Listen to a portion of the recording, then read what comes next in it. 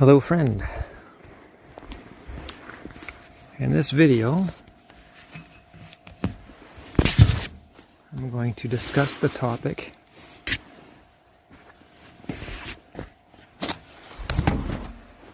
of cultivating stillness.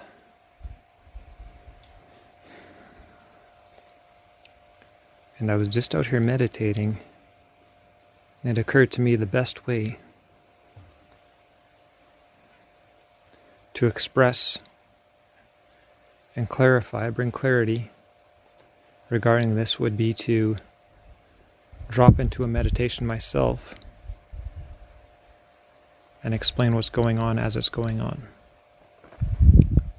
So to cultivate stillness, in the Bible it says, "Be still and know that I am God."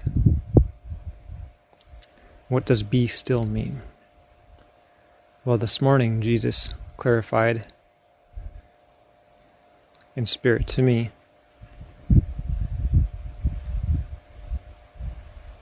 that we may interpret it as to still our beingness. Our beingness is our consciousness. So to cultivate that stillness, we are to still our conscious mind. As I drop in now, I encourage you to do this with me so that you can gain deeper understanding through experience. This isn't meant to be conceptual. This is meant to be experienced so that you know it, not know about it conceptually. So close your eyes. Set the intention that we are going to still our beingness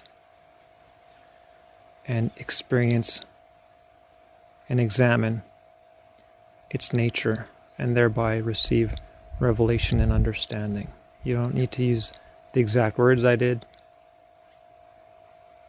I'm just sharing what's coming through me.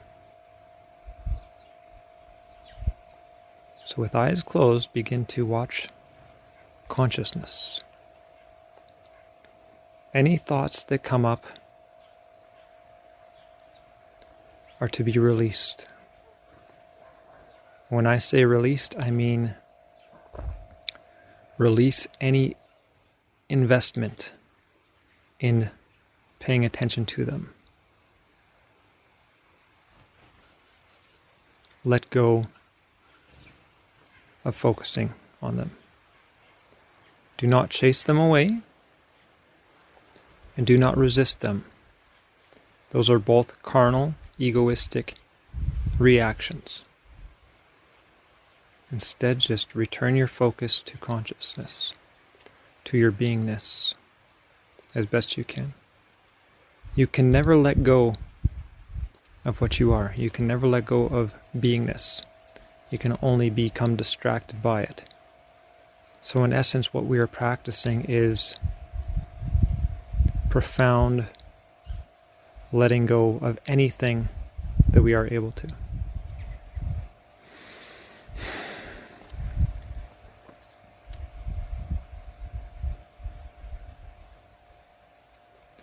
And as you begin to let go of thoughts rather than give them your attention and identify with them and project a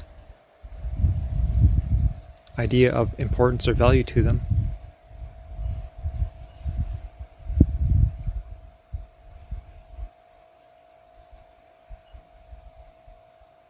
your energy withdraws from them into that stillness. And the more you do it, the more your energy withdraws back into your spirit, back into stillness. You're now cultivating stillness rather than cultivating external, carnal-minded, egoistic, yang expression outwardly. You're cultivating inward awareness of what consciousness is. We aren't concerned about the thoughts. In the Upanishads it says, not what the ear hears, but that whereby the ear can hear. Know that to know Brahman. Not what the eyes see, but that whereby the eyes can see. Know that to know Brahman. So we're not trying to look at what the eyes are seeing. We're trying to set our awareness on how we're able to see in the first place. What gives us that ability to see? What gives us that ability to hear? What gives us that ability to taste? What gives us that ability to feel? What gives us that ability to think?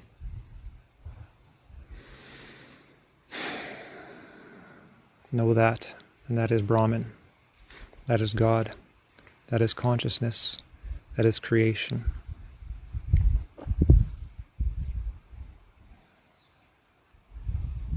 Just continue to let go consciously. If a thought arises, you let go. Let go of identifying with it. Do not condemn it. Do not judge it. Do not condemn your investment in it. If you did get hooked and become attached to it, its idea, just let it go. There's no value in shaming, having an egoistic expression of shame or guilt for getting caught identifying with those thoughts, because that only affirms and instills and reinstalls the egoistic program, which is not you. It's a distraction from the stillness.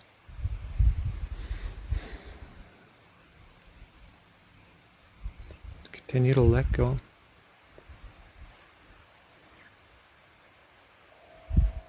You may use the mantra of let go deeper and deeper. That may be of benefit. If you find it distracting, let that go too.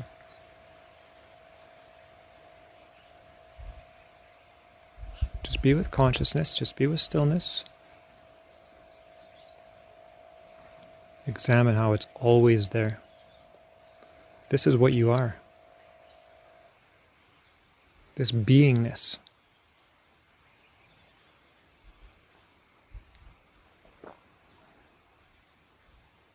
That is life. That is your consciousness.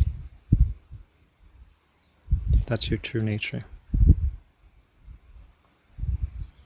It's from that anything and everything manifests and comes from.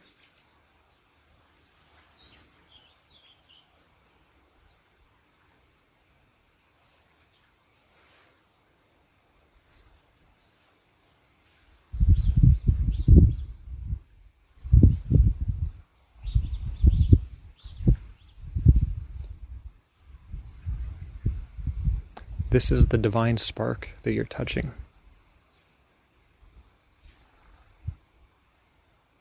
This is the particle of God that is you.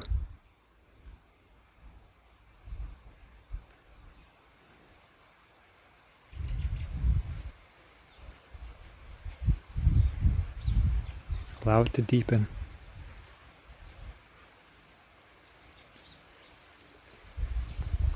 If you're doing this correctly, which can take time and can take sometimes a little bit of guidance, if you're beginning, even intermediate, but if you commit to it, you will get it with the proper intention. Your stress should be dissolving. Don't focus on the stress. What you give attention to, you energize. Focus on the stillness. Let it replenish you. This is your source. You have to do absolutely nothing for this to remain vibrant. You don't have to do yoga. You don't have to do breath work. You don't have to eat your vegetables. You don't have to get your vaccines. This is eternal.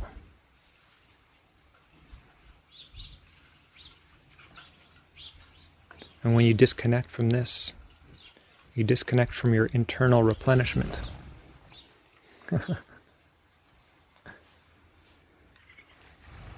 And when you disconnect from your internal replenishment, you start grasping towards external carnal sources and suggestions and perceptions of replenishment.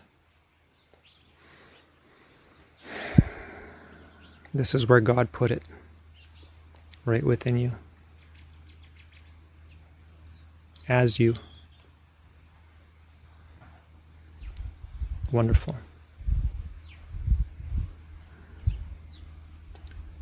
The perfection of creation validated yet again.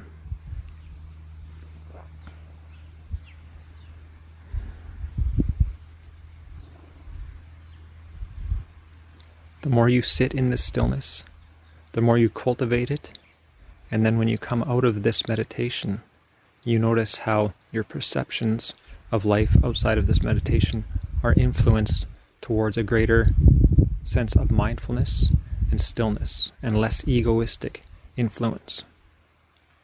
Remember, the ego is the source of all suffering, the source of all stress. So how do you suppose you would benefit by cultivating your replenishment and your revelation? This is as it's intended to be. This is what we're growing towards. But we need that carnal mind in order to create the contrast in suffering so that we don't just coast through this experience without any inspiration and motivation to seek for something other than. Notice how people, when they're not suffering, they're not inspired to change their ways. But as their suffering deepens, they become more open-minded and considerate to things that they hadn't been before. The perfection of creation.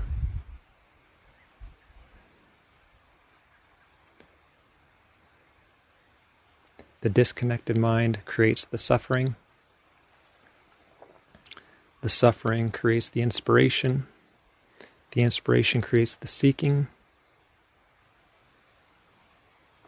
And the seeking precedes the finding.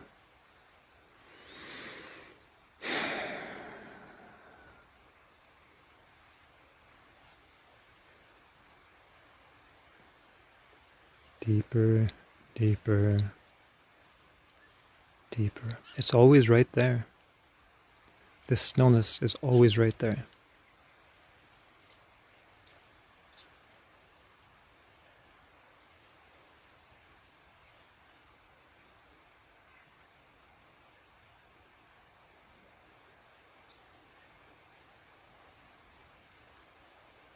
Only the ego could suggest there's something more important right now. Let it go.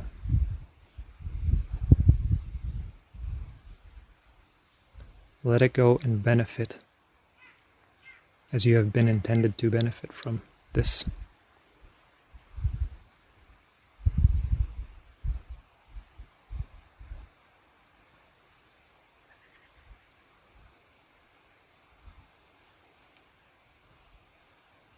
Or you may choose to suffer more significantly if you aren't yet ripe and open. That is perfect too. You determine it. You determine it. Peace now or later. Stress now or never.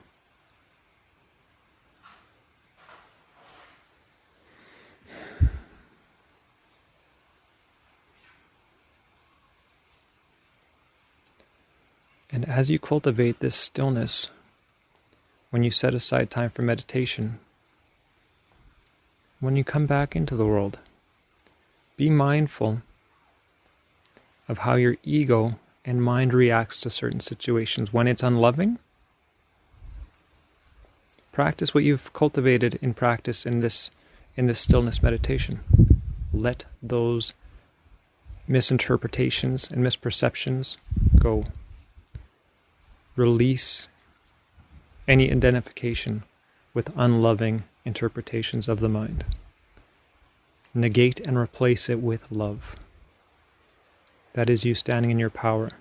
That is you raising your vibration rather than choosing to lower your vibration unlovingly. That is what serves you. It serves your health. It serves your energy. It serves those around you. That's what you're growing towards, whether you're ready for it now or you need more, you require more ripening. But we don't develop and cultivate stillness in meditation so that we can only benefit from it in meditation. This is practical.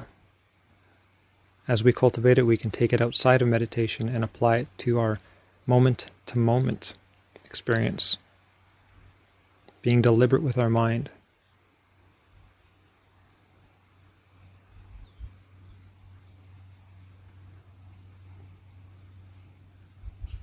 Not tolerating unloving thoughts and changing them and replacing them with loving interpretations.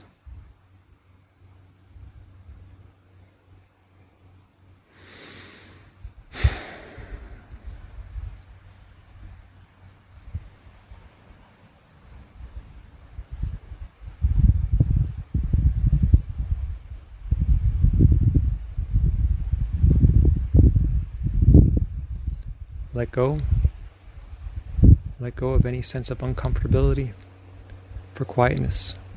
You don't rely on me. You do not need me.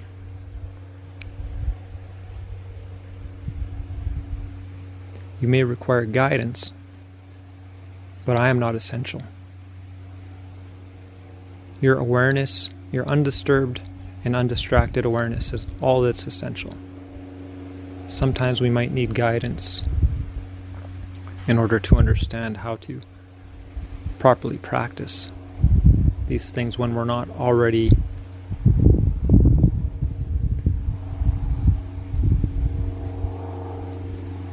doing this at a level profound enough to experience a difference.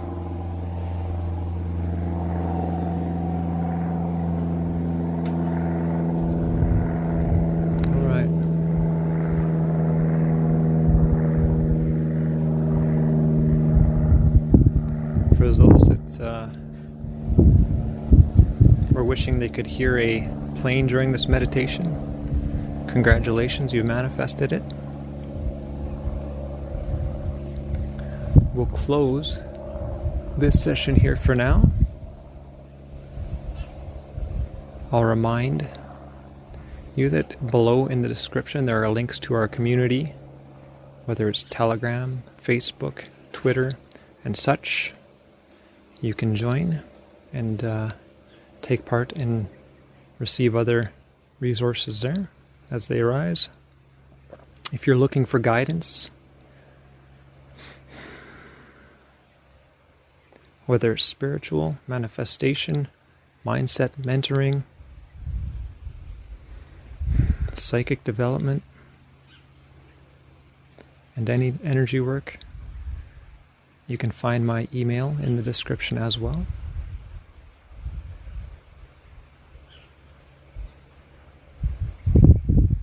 And I will bid you adieu, if I pronounced that correctly. Love you. Have an awesome day.